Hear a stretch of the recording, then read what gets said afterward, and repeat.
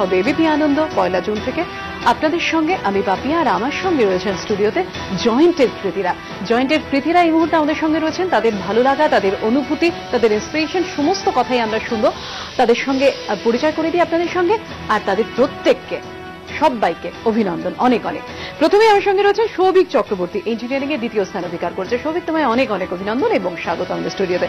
অর্ণব মুখোপাধ্যায় ডাক্তারিতে 7ম, অর্ণব তোমাকেও স্বাগত এবং অভিনন্দন। সন্দীপ সিনহা ইঞ্জিনিয়ারিং এ 5ম, সন্দীপ তোমাকেও স্বাগত এবং অভিনন্দন।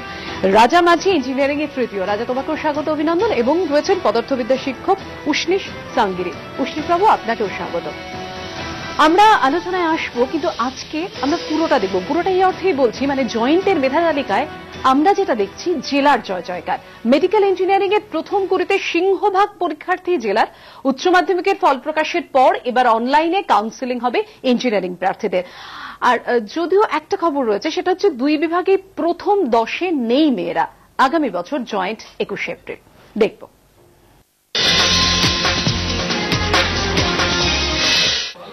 পরীক্ষার 31 দিনের মাথায় প্রকাশিত হল এবছরের জয়েন্টের ফল। জয়েন্টের মেধা তালিকায় ফের কলকাতাকে টেক্কা দিল জেলা। মেডিকেল ইঞ্জিনিয়ারিং 2 বিভাগেই প্রথম 20-তে জেলার দাপট। 2 বিভাগ মিলিয়ে প্রথম 40-এ 28 জন পরীক্ষার্থী জেলার। তবে সার্বিক ফলের দিক থেকে অবশ্যই চ্যাম্পিয়ন কলকাতা। আর জেলায় মেডিকেলে এগিয়ে মুর্শিদাবাদ, ইঞ্জিনিয়ারিং এ এগিয়ে পশ্চিম মেদিনীপুর। জয়েন্টে ইঞ্জিনিয়ারিং এ প্রথম ডিএভি পাবলিক স্কুল। কোটা রাজস্থানের ছাত্র দীপাঞ্জন কুণ্ডু। দ্বিতীয় ও তৃতীয় স্থানে সৌভিক চক্রবর্তী এবং রাজা মাঝি, দুজনেই বর্ধমান মিউনিসিপ্যাল হাই স্কুলের ছাত্র। চতুর্থ স্থানে ডিএভি পাবলিক স্কুল কোটা রাজস্থানের ছাত্র সৌম্য সান্যাল। পঞ্চম স্থানে কলকাতার সেন্ট জেমস স্কুলের পড়ুয়া সন্দীপ সিংহ।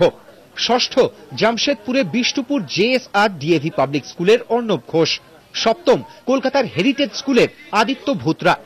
অষ্টম উত্তর 24 পরগনার বসিরহাট হাই স্কুলের অর্ণব দত্ত।